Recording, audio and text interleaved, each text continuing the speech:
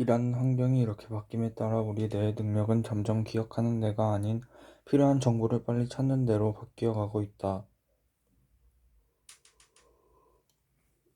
자신이 알고 있는 몇몇 정보보다는 다른 사람이 갖고 있는 모든 정보를 모아놓은 것이 정보로서 훨씬 더 가치가 있으며, 자기 자신만의 정보를 잘 기억하는 능력보다는 여기저기 놓여있는 정보를 효과적으로 잘 찾는 능력이 훨씬 중요하게 여겨지는 사회로 바뀌고 있는 것이다. 어떤 사람들은 지금과 같은 디지털 기술 의존 현상이 결국 기억 능력을 크게 떨어뜨려 인간을 퇴보하게 할 것이라고 주장하지만, 보조 기억을 디지털 기기로 이동하는 것이 기억 능력의 퇴보는 아니라고 본다. 정보를 어디서 찾을 수 있는가에 대한 정보도 기억이 돼야 하며, 앞으로는 정보 자체의 기억보다는 이런 정보를 찾을 수 있는 원천이나 방법에 대한 기억이 더욱 중요해질 것이기 때문이다. 요컨대 디지털 기술의 의존 현상은 인간의 진화와 문명의 진정 과정에서 늘 존재해왔던 기존의 기술 의존 현상과 다를 바 없는 것이요. 방대한 정보 처리와 효율적 업무 처리를 요하는 현대 사회의 환경에 적응하기 위한 불가피한 선택일 뿐이며, 그로 인해 오히려 더욱 창조적인 새로운 능력을 인간에게 가져다 준 것을 보아야 한다. 그러니 굳이 디지털 치매라는 이상한 종류의 병에 걸렸다고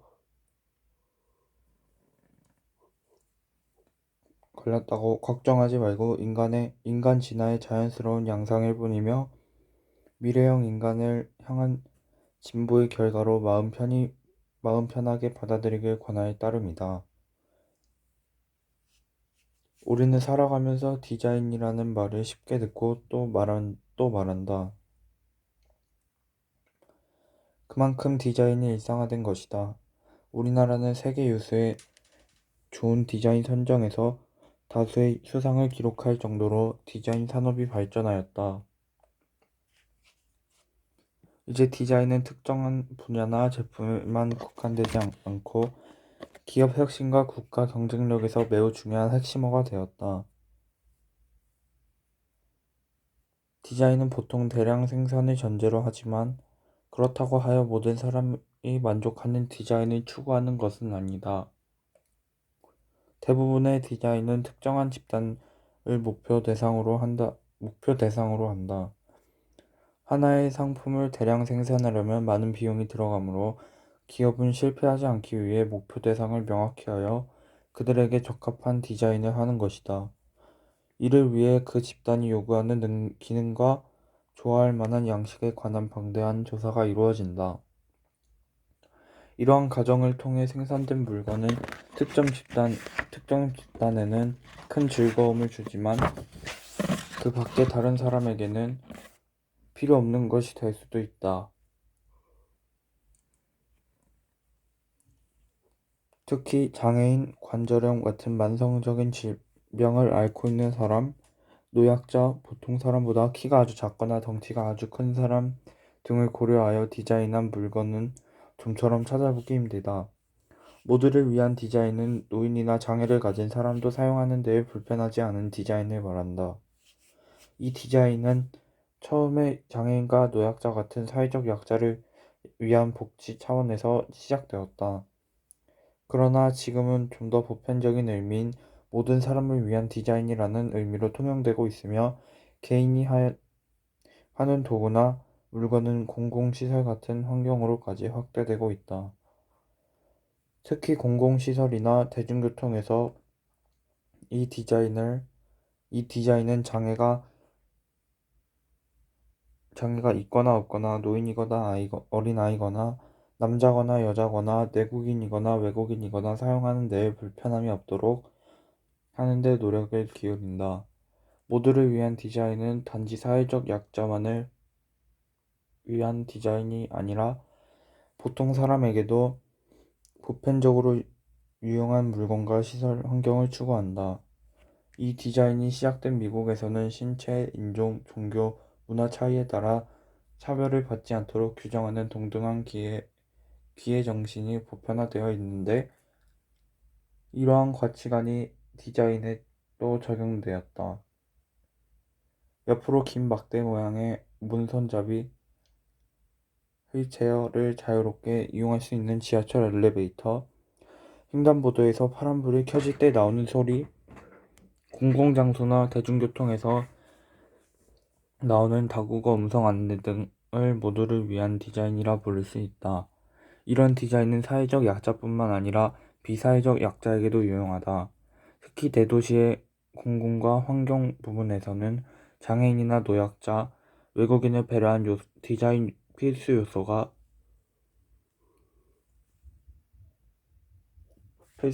되고 있다. 모두를 위한 디자인의 원칙을 보면 이와 같은 특징을 잘 이해할 수 있다. 누가 쓰더라도 차별감이나 불안감, 열등감을 느끼지 않고 공평하게 사용할 수 있는가? 다양한 생활환경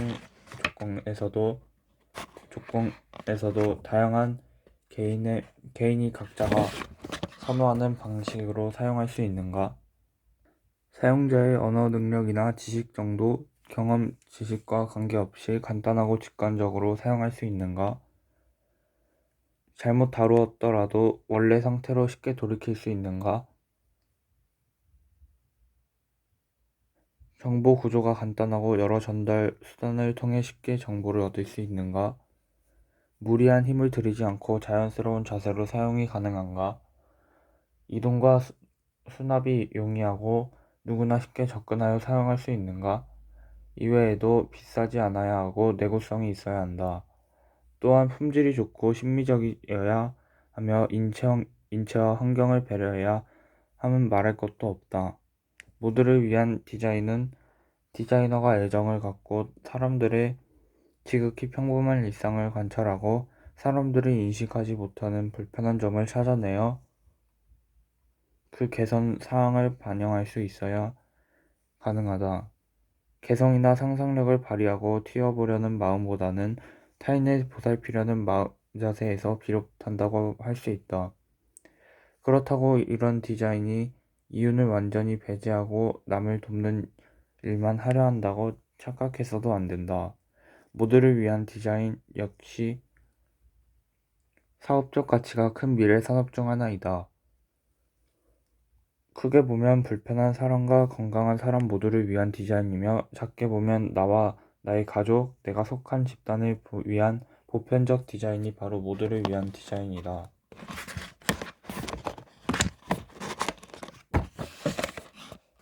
사람들에게 가장 위험한 동물은 무엇일까?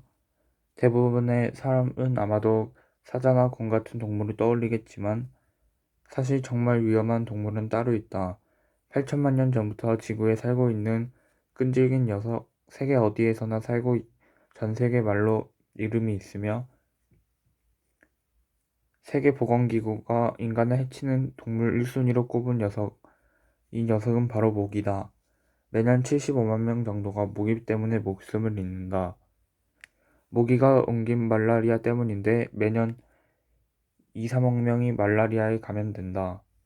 요즘엔 말라리아가 모기 때문에 생기는 병이라는 것을 다들 알고 있지만 19세기 말까지만 하더라도 사람들은 말라리아가 나쁜 공기 때문에 전파된다고 믿었다.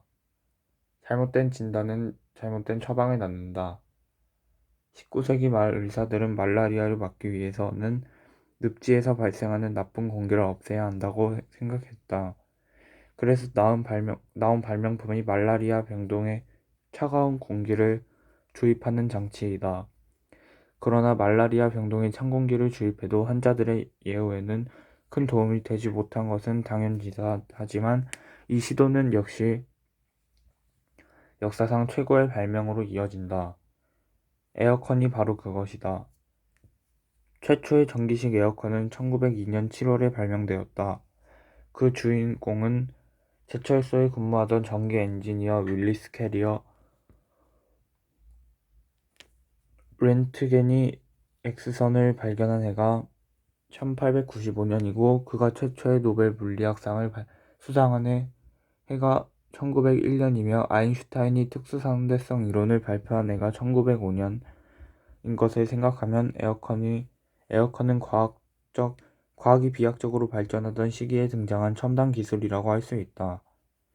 50만 년 전 불을 일상적으로 사용하게 된 인류에게 새로운 땅과 새로운 시간이 열렸다면 1915년부터 본격적으로 생산된 에어컨은 인류에게 여름을 선사했다. 에어컨이 보급되기 이전에는 한여름에는 아무것도 하지 못했다. 학교도 문을 닫았다. 여름은 너무도 더웠기 때문이다.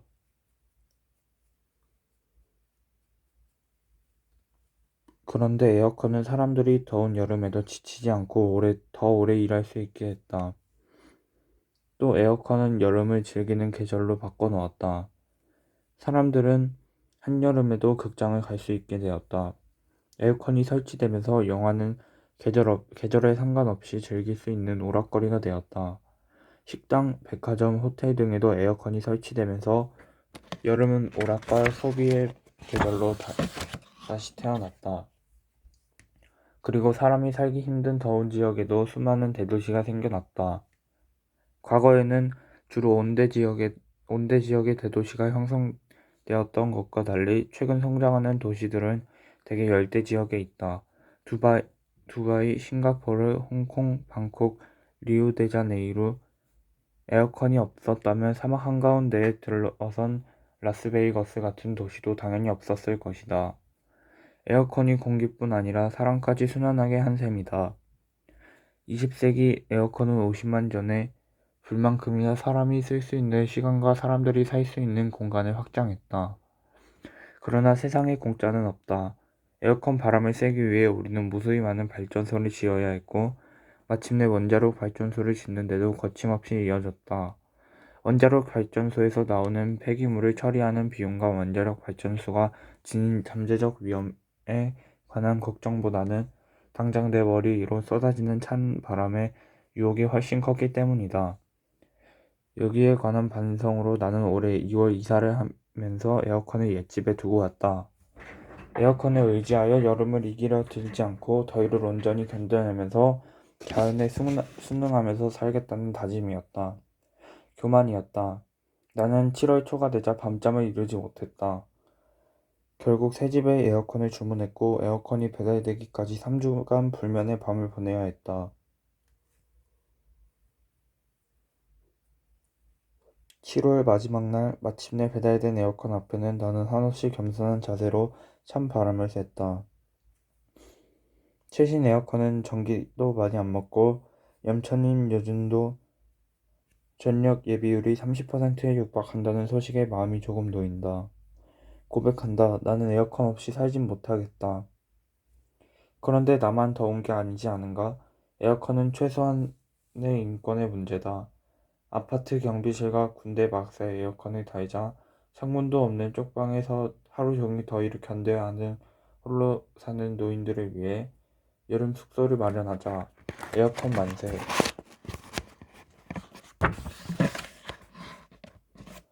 올 여름 유난히 더운 날이 계속되면서 최대 전력 소비량은 몇 번이나 기록을 경신했다. 이런 상황에서 에어컨을 맘 놓고 쓸 수 있는 자유를 외치며 현재 전기요금 체계의 문제점을 지적하는 목소리가 높아졌다. 올여름 더위와 전기요금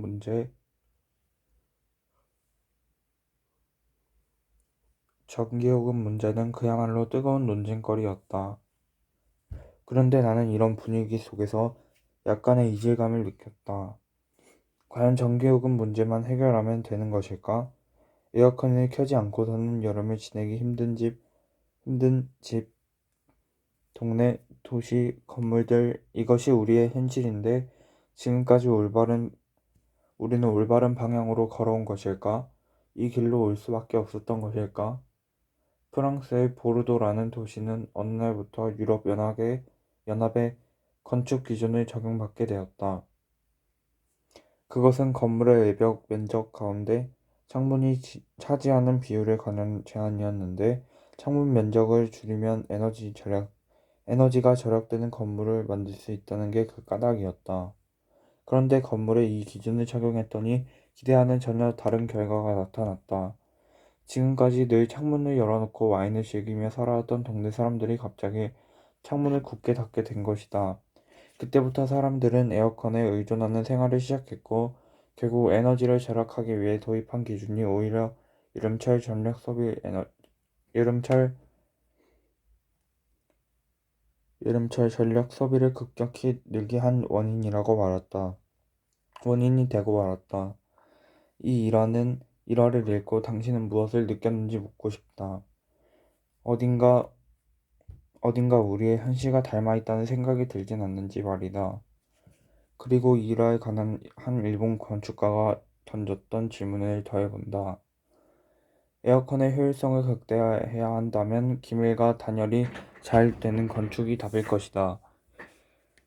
그러나 에어컨을 켜지 않는 삶이라는 선택지가 빠져 있다는 것이 이 이야기의 함정이다. 우리가 살아가는데 에어컨은 반드시 필요한 것일까? 창문을 열고 바람을 느끼면서 사는 생활은 말도 안 되는 것일까? 에어컨을 켜지 않고서는 여름을 지내기 힘든 이것이 우리 집과 도시, 이것이 우리가 처한 현실이다. 열 용량이 높은 콘크리트 건물은 외단열을 해야 하고, 여름에는 시원하고 겨울에는 따뜻하다. 내단열로 할 경우 여름에는 강한 햇빛과 대기열을 다 받아들여 실내가 뜨거워지고, 겨울에는 차가운 외부 온도와 건물의 온도가 같아지면서 실내의 열을 계속해서 빼앗기기 십상이다. 그럼에도 세상에는 내단열 콘크리트 건물이 넘쳐난다. 또 우리 사회는 도시를 만들고 아파트를 지을 때에는 무조건 언덕을 깎아 평지를 만들어야 한다는 강박관념에 사로잡혀 있다. 원래 존재했던 식생과 지형을 최대한 살려야 골목이나 동네에 자연스러운 바람이 생겨날 수 있음에도 말이다. 그러기에 나는 올여름 더위도 앞으로 다가올 더위까지도 그 반은 그 반은 인제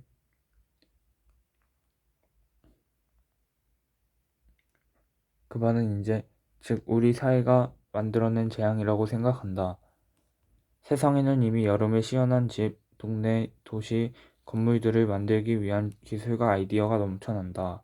다만 실제로 그런 건물들이 지어지지 않을 뿐이다. 에어컨은 열 교환 장치이다. 에어컨은 실내의 열을 실외로 버려서 실내 온도를 낮추는데 낮아진 온도만큼 실외 온도는 올라간다. 각자의 집, 수많은 상가, 사무실 등 실내 공간에서 실외로 버려진 열 때문에 실외 공기는 더욱 뜨거워진다. 그래서 우리는 이를 견디지 못해 더 강하게 더 오래 컨을 켜는 것이다. 다시 말해서 지금 이 세상은 누군가가 버리기 시작한 열을 서로 떠안기 싫어서 남에게 넘기려는 폭탄 돌리기를 하고 있는 셈이다. 과연 이 악순환을 멈추게 할 방법은 없는 것일까? 과학적인 원리는 모르겠지만 우리는 경험적으로 여름을 시원하게 지내는 방법을 이미 다 알고 있다. 집의 창문을 다 열어 바람이 지나가는 길을 만들어야 좋고, 해가 높이 올라가기 전에 집 앞 골목이나 마당에 물을 뿌려 놓으면 덜 더워지는 것을, 그리고 열대야가 나타날 때는 다리 밑 둔치에 가서 시간을 보내고 창을 다 열어놓은 거실 바닥에 온 가족이 나와서 잠을 자면 어떻게든 다음날 아침까지는 지낼만 하다는 것도 알고 있다. 실천을 하지 않을 뿐이다. 세상은 어느 날 갑자기 바뀌지 않는다.